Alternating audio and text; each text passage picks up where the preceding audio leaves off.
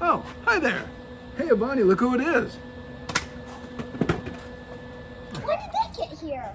I don't know, but while you're here, let's talk about dinosaurs. So we've been digging up dinosaurs for, how old are you now? 8 years? So 8 years digging up fossils. We found a Triceratops this summer and we built the skull. It's in the garage. I'll show it to you later, but first, I want to show you a few fossils. Like this, one of my favorite fossils we've collected. Can you guess what that is? Here, Bunny, you can hold that. It is a T-Rex tooth. Tyrannosaurus Rex. So when we talk about dinosaur teeth, can you see there? When we talk about dinosaur teeth, you can learn a lot from them. Like, for example, this tooth, little tusk on my daughter, you can see the edge of it has a bumpy serrated edge.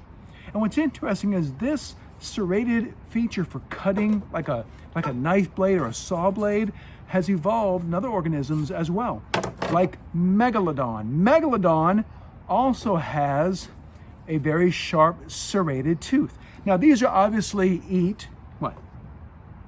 I want them to guess first. Well, go ahead, guess real quick. Can you guess what this eats? If you said meat, then you're correct.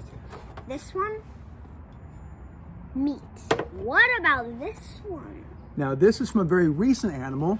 They used to walk around here in Los Angeles and we find their bones in La Brea tar pits. It is a woolly mammoth. And look at the flat surface of Avani. What do they eat with this flat teeth? This flat surface here, what do they eat? Different kinds of plants. Exactly. So teeth, different teeth, can tell you different things about these animals. Now, Probably swallowed a couple flies. what can also tell you a lot are the shapes of their bodies, body parts that give clues to their behavior. For example, what is this? It's a Give you a foot. hint. It's a foot. Some animals use other body parts to capture their animals. This is a foot of an owl.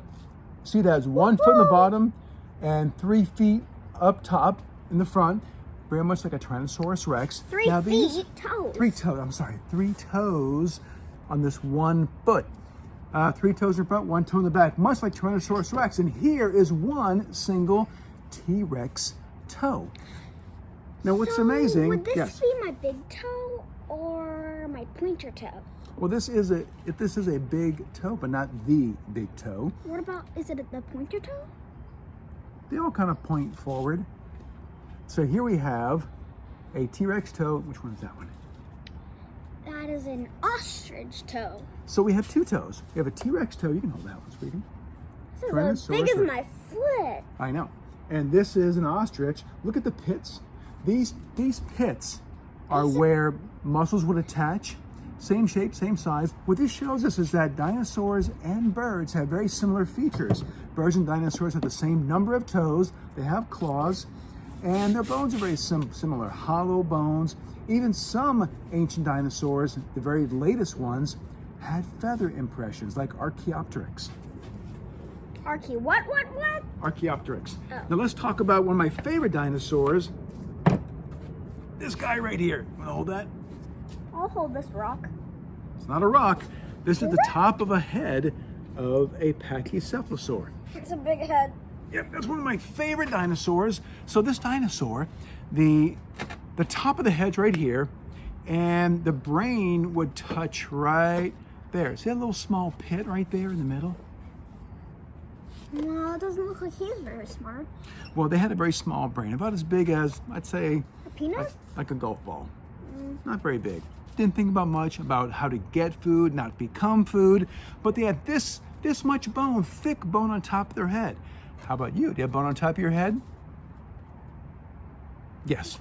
Your skull, but that thin. That's all you need to protect your brain. That's why it's so hard. Yes. Ow.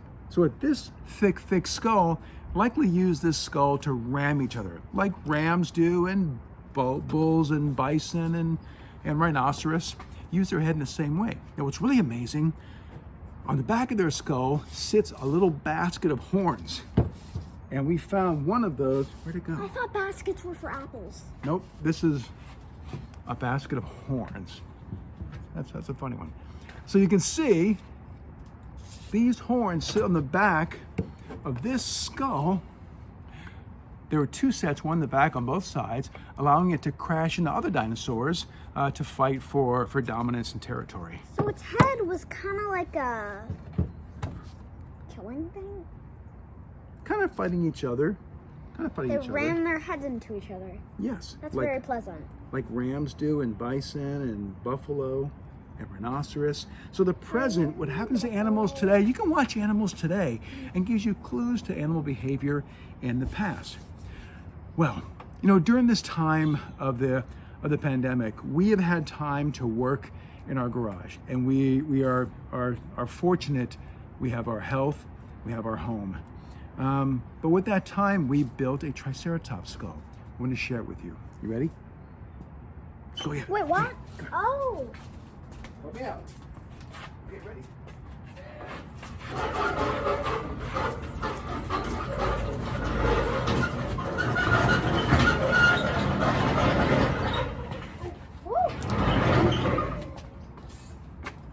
This is Georgie.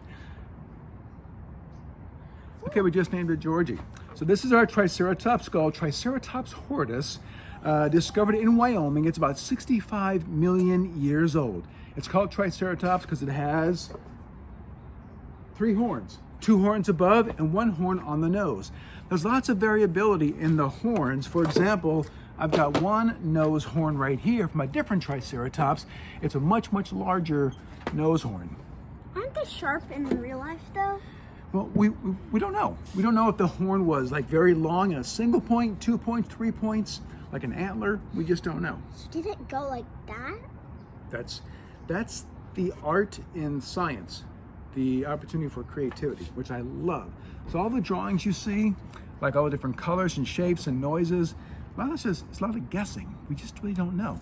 We get the bones, we get a few footprints to look at, and that's about it. The rest we have to sort of guess. So sometimes you can take a fossil, like for example this, and this is the back of the skull of a Triceratops. So if I went behind the skull, this is the part that holds the brain. This is called the occipital condyle. That's where the back of the skull rotates on this, on the neck. Speaking of brains. Yes, so we're gonna show you. This is a mold of a Triceratops brain. So what we think is this is the part that controls the nose. These are the 2 eyes. And the rest, my dad has to tell me. So this is a cast of the skull. What we did, we had a cast of a real bone, and we poured liquid bronze into it, and that's what made this what's called an endocranial cast. A cast of the brain, the space inside the head where the brain is. The brain itself is gone. Try saying what? Say endocranial something 3 times fast.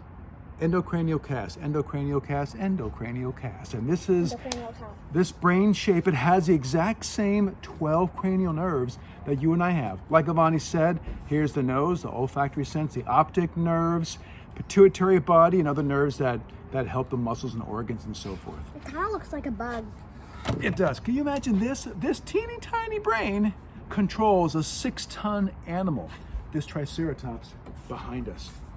So last thing to talk about is what happened to all of the dinosaurs. What we have here. That right there happened. This naughty little meteorite. Is a meteorite. The one that killed dinosaurs is much, much bigger than this. The meteorite that killed dinosaurs, probably the same kind, a nickel iron meteorite. Very, very dense metal. Imagine one like this, but maybe, say 10 times bigger than the city of Los Angeles, hitting the earth over 100,000 miles per hour. Now that kind of impact, big rock. It would cause instant earthquakes and volcanoes and wildfires everywhere. Huge clouds of dust and smoke would fill the sky. And when the sky is dark and there's no light for weeks, what are the first things to die? Plants. When plants die, what dies next? Plant eaters. And what happens next? And the plant eaters are all gone, then the carnivores start dying too. Do you think some carnivore cannibalism started? That's pretty dark. Yeah. Carnivore cannibalism? Maybe. That's the end of our show. Bye, everybody. Bye.